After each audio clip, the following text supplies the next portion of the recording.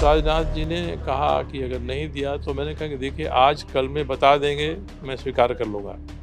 मगर मुझे अपमानित करेंगे, तो मैं इसी व्यक्ति के खिलाफ चुनाव लड़ूँगा, अपना क्षेत्र छोड़कर। और मुझे टिकट नहीं देने में और सुदेश महतो की पार्टी के साथ समझौता नहीं करने में भी एकमात्र एक व्यक्ति रघुवर दास जी ही अडिग रहे। तो मेरी सूचना है कि प्रधानमंत्री जी ने कहा कि भई ऐसे व्यक्तियों के नाम पर क्या विचार करना है, इसको आगे बढ़िए।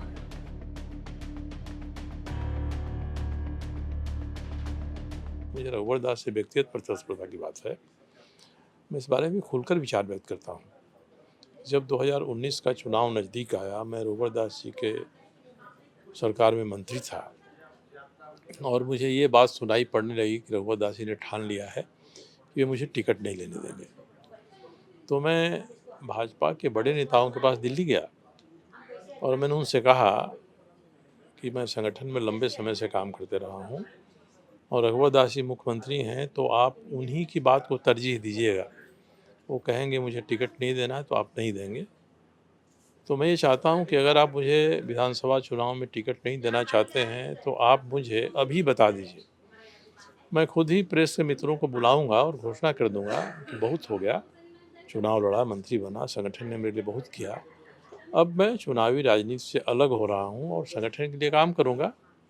तो मेरी भी एक सम्मानजनक विदाई आपके यहाँ से हो जाएगी या सक्रिय राजनीति से हो जाएगी। हर बार उन्होंने कहा कि नहीं, नहीं ऐसा कैसे हो सकता है कि आप चुनाव नहीं लड़ें, बड़ी ख़राब मैसेज जाएगा। पार्टी संगठन महत्वपूर्ण होता है, कोई एक व्यक्ति महत्वपूर्ण नहीं होता है। जब चुनाव में टिकट बाँटने के लिए जिस दिन पार्लियामेंट्री बोर्ड की मीटिंग दिल्ली में हुई, इसकी एक शाम पहले मैं राजनाथ सिंह जी के यहाँ गया। उनसे बताया कि देखिए मैं इतने दिनों से गुहार लगा रहा हूँ कि आप मुझे बता दीजिए, चुनाव नहीं लड़ाना है कह दीजिए। ये नहीं कर रहे हैं, कल टिकट बँटवारा हो रहा है। अगर आप कल तय करेंगे कि आप मुझे टिकट नहीं देंगे, तो इससे बेहतर है कि आप मुझे उसके पहले बता दीजिए।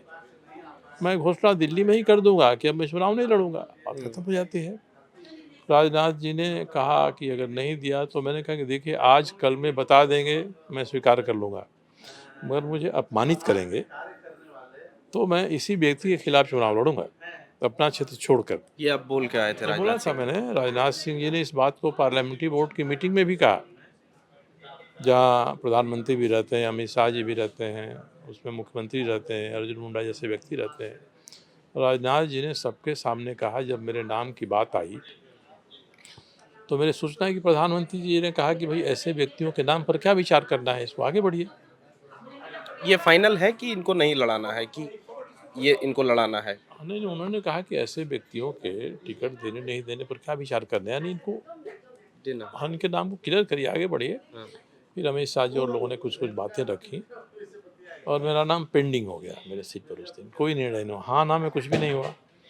तो राजनाथ जी ने उस समय भरी मीटिंग में कहा कि कल वो मेरे पास आए थे। उन्होंने कहा है कि आज अगर आप तय करके मुझे बता दीजिएगा कि आपको हम टिकट नहीं देंगे, तो वे खुद प्रेस कॉन्फ्रेंस दिल्ली में करके बता देंगे कि भाई अब मैं चुनाव नहीं लड़ूँगा, संगठन का काम करूँगा। मगर उन्होंने ये भी कहा है कि अगर आप मेरा टिकट इसके बाद काटिएगा, तो मैं रघुवर दास जी के क्षेत्र में जाकर उन्हीं के खिलाफ चुनाव लड़ूँगा, क्योंकि उन्होंने ही ऐसी स्थिति पैदा किया है। तो रघुवर दास ने बहुत हल्के में लिया। अरे जाइए 5,000 वोट आएगा, जमात जब्त होगी, ये होगा, होगा, कुछ बस में पेंडिंग रह गया। उसके बाद दूसरी पार्लियामेंट्री बोर्ड की मीटिंग हुई, उसमें भी मेरे मेरे सीट पर मेरा नाम पेंडिंग रह गया। पार्लियामेंट्री बोर्ड की तीसरी मीटिंग में भी पेंडिंग रह गया। चौथी मीटिंग हुई, मुझे याद है शनिवार का दिन था। चौथी मीटिंग की खबर शाम को 5 बजे आई कि इसमें भी एक ही सीट पर पेंडिंग रहा, झारखंड में जमशेदपुर पश्चिम के सीट पर अभी भी निर्णय नहीं हुआ है। और उसके बाद एक दिन बचा था, जब नॉमिनेशन करने का अंतिम तिथि थी, तब मैंने प्रेस के लोगों को बुलाया और कहा कि ये लोग चाहते हैं कि नॉमिनेशन के दिन तक टालेंगे, उस दिन टिकट नहीं दें, करेंगे क्या? तो मैंने कहा कि अब मैंने निर्णय किया है कि अब भाजपा का टिकट मिलेगा तभी मैं चुनाव उनसे नहीं लड़ूंगा। अब मैं रघुवर दास जी के चुनाव क्षेत्र में जाकर इंडिपेंडेंट कैंडिडेट के नाते वहीं से चुनाव लड़ने का प्रयास मैं कल से आरंभ करूंगा। तब मैंने घोषणा किया, 15 दिन बचा था, नॉमिनेशन किया। निर्दलीय को नॉमिनेशन करने के लिए 10 प्रस्ताव की ज़रूरत पड़ती है। पार्टी वाले एक प्रस्ताव से काम चला लेते हैं, तो 10 क्या मेरे 30 प्रस्ताव उस पूर्वी क्षेत्र से बने। अपने से वोटर लिस्ट में कहाँ नाम है खोज के लाए, और मैंने तो केवल घोषणा किया, उसके बाद तो जनता ही चुनाव लड़ी। मुझे कुछ कर सिवाय इसके कि मैं दिन भर घूमते रहूं, मिलते रहूं, लोग चुनाव लड़े। बूथ मैनेजमेंट के दिन बूथों पर लोग अपने घरों से खाना बनवा के लाए और बूथ पर तैनात रहे। तो चुनाव तो वहाँ की जनता ने लड़ा। मेरी हिम्मत कहिएगा तो इतनी ही थी कि मैंने घोषणा किया, क्योंकि बड़ी लोगों ने मुझे निरुत्साहित किया कि उस सीट पर रघुवर दास 60,000 वोट से जीते थे। 3 महीना या 6 महीना पहले जो चुनाव हुआ है पार्लियामेंट का, उसमें विद्युत महतो जी की उस सीट पर 1,03,000 की लीड है। तो आप क्यों इस तरह का मूर्खतापूर्ण काम कर रहे हैं? मैंने कहा कि भाई देखिए, स्वाभिमान सम्मान की लड़ाई होती है। मैंने कहा था कि आप मुझे अपमानित करिएगा तो मैं यही काम करूँगा। मैंने राजनाथ जी से कहा, राजनाथ जी ने भरी पार्लियामेंट्री बोर्ड की मीटिंग में कहा, इसलिए मेरे पास तो कोई चारा नहीं है। मैंने वचन दिया है, मैं काम करूँगा। तो मैं इस तरह से चुनाव लड़ गया और जनता आगे रही, मैं चुनाव जीत गया। तो उस समय भी मैं कहाँ सोचता था कि मैं चुनाव जीत ही जाऊँगा।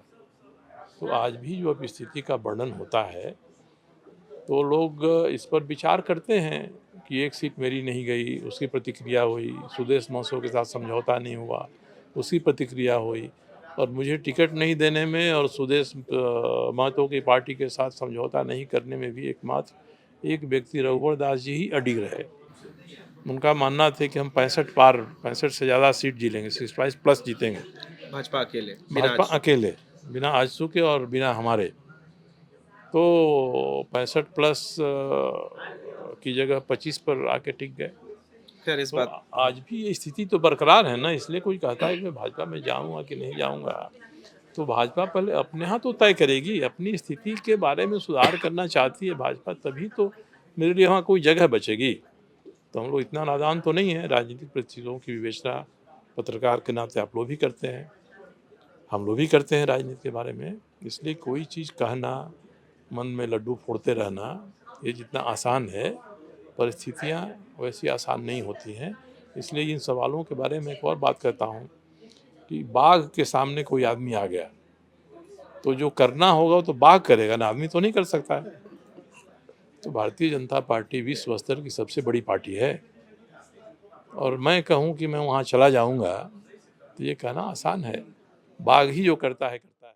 अगर आप चाहते हैं कि हमारे वीडियोस का नोटिफिकेशन आपको बिना देरी के मिलता रहे, तो आप इस चैनल को फॉलो और सब्सक्राइब जरूर कर लें। बाकी आप हमारे काम को लेकर कोई सुझाव हमें देना चाहते हो तो कमेंट बॉक्स में आप सादर आमंत्रित हैं। इसके अलावा हमारे वीडियोस आपको अलग अलग ठिकानों जैसे फेसबुक, इंस्टाग्राम, ट्विटर पर भी देखने को मिलेंगे, जिसके लिंक डिस्क्रिप्शन में डाल दिए गए हैं।